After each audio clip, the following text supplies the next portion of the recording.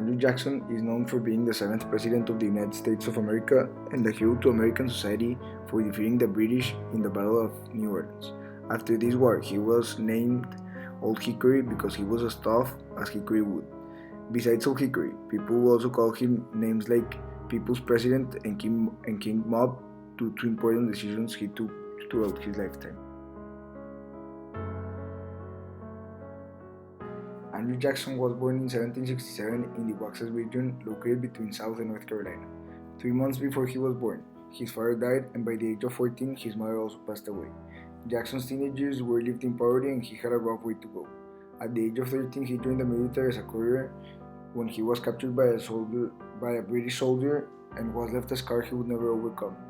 In 1785, he married the love of his life, Rachel Donaldson, although they didn't have a happy marriage. Later, in 1787, he is licensed as an attorney general and owned a store in Martinsville. He later owned his plantation called the Hermitage, where he would have slaves working for him.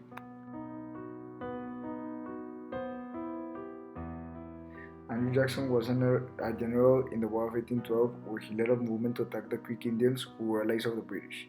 His movement ended in 1814 winning the Battle of Horseshoe Bend. This obviously gained a great reputation for Jackson and was later promoted as Major General.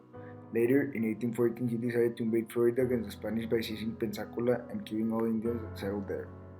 Then, in January of 1815, he defeated the British in the Battle of New Orleans, despite being outnumbered in a ratio of 2-1. After all this great reputation gained, he returned to politics and President James Monroe named him Governor of Florida in 1821.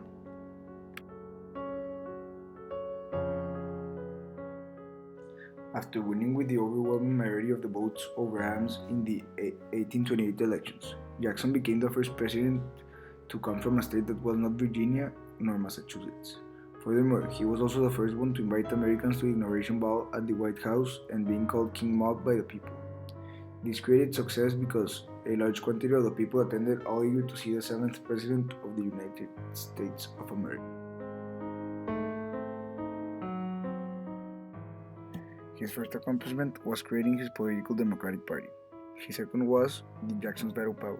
He used the veto pen to end with the Electoral College and gave the power to the citizens to elect the future president and vice presidents.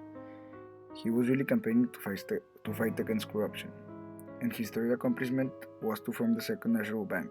He wanted to abolish the First Bank of the United States because it was a corrupt private corporation managed by an elite group in the United States and resulting beneficial for them. During his second term of presidency, he finally shut down this first one and began the Second Bank of the United States in 1836.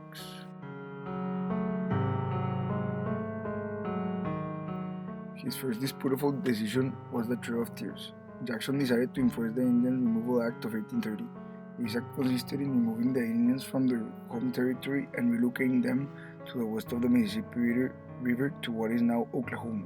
He basically didn't respect the federal treaty and took away 9 million acres of land away from the Cherokee tribe. The tribes targeted were Cherokee, Muskogee, Seminole, Chickasaw, Choctaw, Ponca, and Ho-Chunk or Winnebago. This was called the Trail of Tears because it was a very dangerous way to go. Most people were exposed to disease and starvation, and only a few fraction of the Indians made their way alive to their new home. His second decision was the Dred Scott decision. Jackson decided to place his advocate Roger Taney in the U.S. Supreme Court. After a rejection in 1836, Taney accepted in the Supreme Court. When he was in power, he publicly said that the African Americans were not part of America, that they would never be citizens, and that slavery would not be abolished in America.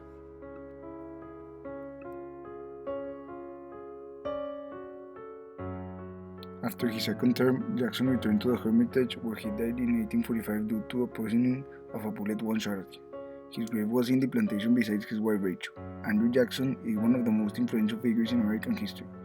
He made great and smart changes for the best of the country, but he also had brutal and aggressive ways of solving problems when it came to decision making.